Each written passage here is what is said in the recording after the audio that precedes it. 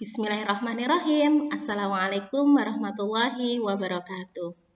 Halo anak-anakku, kelas 3 SD Muhammadiyah 2 Bojonegoro yang sholih dan sholihah. Bertemu lagi dengan Ustadzah Arini dalam pelajaran bimbingan dan konseling. Hari ini merupakan pertemuan kita ketiga dalam masa pembelajaran daring ini ya. Pembelajaran daring kali ini berbeda dengan pembelajaran pada umumnya, sehingga Ustadzah berharap kalian tetap menjaga kesehatan dengan cara makan makanan yang bergizi, tidur yang cukup, dan olahraga. Kalian juga harus tetap bersemangat agar pembelajaran daring ini bisa diikuti dengan baik. Kemudian harus tetap menjaga sholatnya. Saat di sekolah, Ustadzah atau Ustadz bisa menemani kalian sholat duha, sholat zuhur, dan wudhu. Sehingga ketika kalian di rumah, kalian juga harus tetap melaksanakannya dengan penuh tanggung jawab.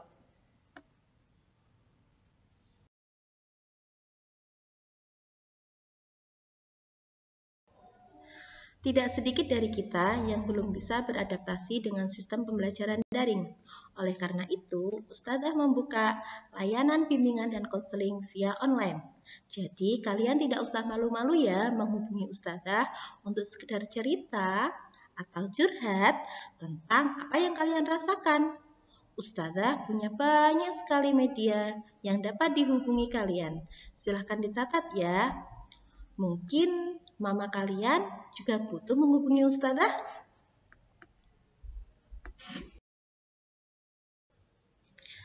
Seperti biasanya, sebelum kita masuk pada inti pelajaran, silakan dipersiapkan dulu buku dan alat tulis, berdoa, dan juga berkonsentrasi penuh agar pembelajaran ini bisa membawa manfaat buat kita semuanya.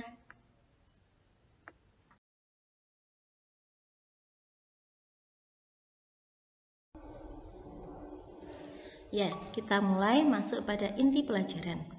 Coba diperhatikan, inilah kondisi pembelajaran sekarang. Ada yang menggunakan laptop, ada yang menggunakan HP, ada yang menggunakan PC, dan tentunya ketiga media itu harus dihubungkan melalui internet.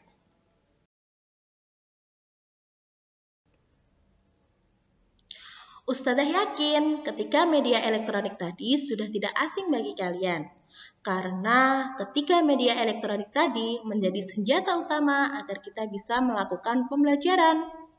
Kita tahu, sejak kurang lebih bulan Maret lalu, pemerintah melarang kita untuk berkumpul dan di rumah saja untuk mengurangi persebaran dari COVID-19. Oleh karena itu, Bapak Nadiem Makarim, Menteri Pendidikan Indonesia, menyatakan agar pembelajaran dilakukan dari rumah atau yang sering dikenal dengan istilah pembelajaran jarak jauh. Pembelajaran jarak jauh ini sendiri merupakan proses pembelajaran yang diberikan kepada siswa yang tidak berkumpul atau bersama di suatu tempat. Ustadzah memberikan pembelajaran bisa dari sekolah atau dari rumah. Dan kalian bisa menerima pembelajaran di rumah kalian masing-masing. Ini merupakan bentuk dari pembelajaran jarak jauh.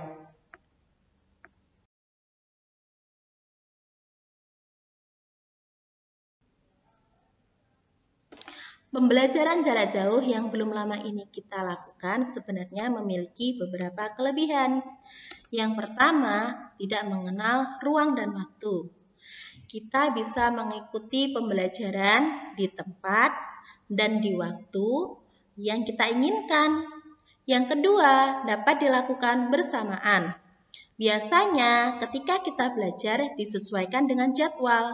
Namun, sejak ada pembelajaran jarak jauh, kita belajarnya sama-sama dari kelas 3 Abu Bakar sampai kelas 3 Ali. Yang ketiga, persiapan lebih mudah. Karena tidak dibatasi dengan ruang serta waktu, jadi persiapannya juga lebih mudah dan lebih lama waktunya.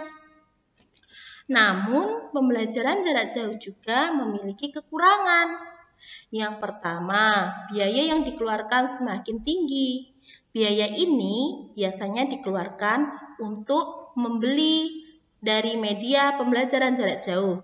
Bisa itu berupa laptop, bisa itu berupa HP, atau mungkin berupa paket dari internet. Yang kedua, kedekatan teman dan guru berkurang.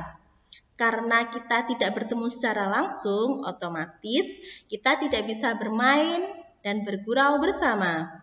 Yang ketiga, kontrol kurang terkendali. Jadi, Ustazah berharap walaupun tidak ada kontrol atau berkurangnya kontrol, kalian harus tetap jujur dan bertanggung jawab dalam pembelajaran jarak jauh ini ya.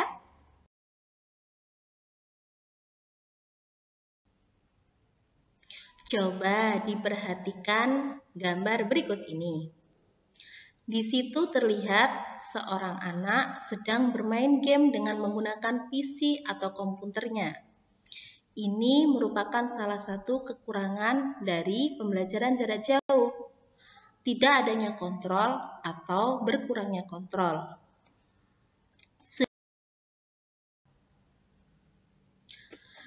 Sehingga hasilnya pembelajaran tidak berhasil. Kalian tidak bisa mengikuti pembelajaran dengan baik. Materi yang diberikan juga tidak bisa kalian cermati dengan sempurna. Yang kedua, boros kuota. Apalagi kalau gamenya dilakukan secara online. Yang ketiga, HP jadi cepat rusak. Tidak hanya HP, laptop atau PC pun bisa cepat rusak jika kalian tidak bijak menggunakannya. Yang keempat, tugas juga tertunda. Karena kalian keasikan bermain game, maka kalian jadi lupa untuk mengerjakan tugasnya deh. Yang kelima, radiasi dari penggunaan laptop, HP, atau PC juga bisa kalian rasakan. Dan yang keenam, kalian jadi kecanduan gadget. Seperti pada pertemuan sebelumnya, waktu kita melakukan pembelajaran secara langsung, yang videonya sudah pernah ditampilkan oleh Ustaz. Coba diperhatikan lagi. Di situ terlihat seorang anak yang sedang fokus mengoperasikan laptopnya. Kalau kita fokus, insya Allah pembelajaran jarak jauh juga akan mendapatkan hasil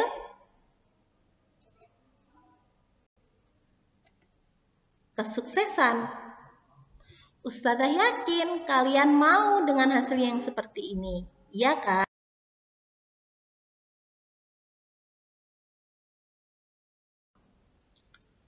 Untuk itu, Ustazah punya tips keberhasilan untuk melakukan pembelajaran jarak jauh.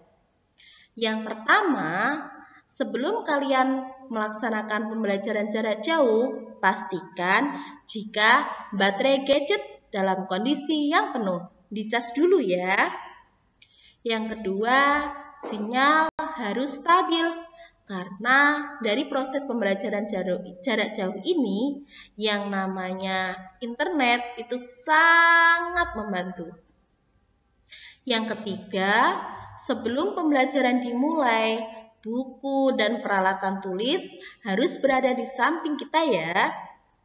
Yang keempat, simak dengan tertib apa yang dijelaskan oleh Ustadz dan Ustadzah.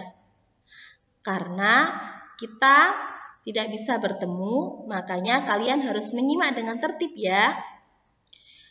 Yang kelima, tugas dikerjakan sesuai dengan instruksi, terutama diperhatikan batas terakhir waktu pengumpulan.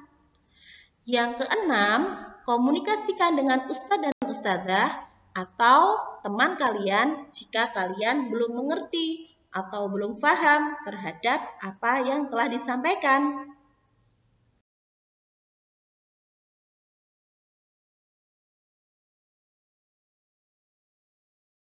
Semoga apa yang disampaikan Ustazah tadi bisa bermanfaat. Hari ini kita sudah belajar tentang pengertian pembelajaran jarak jauh, kelebihan, kekurangan pembelajaran jarak jauh, dan tips bagaimana agar kita bisa melaksanakan pembelajaran jarak jauh dengan berhasil.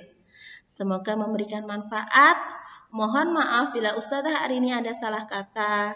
Tetap semangat, tetap jaga kesehatan, tetap jaga sholatnya. Fastabiqul khairat. Wassalamualaikum warahmatullahi wabarakatuh.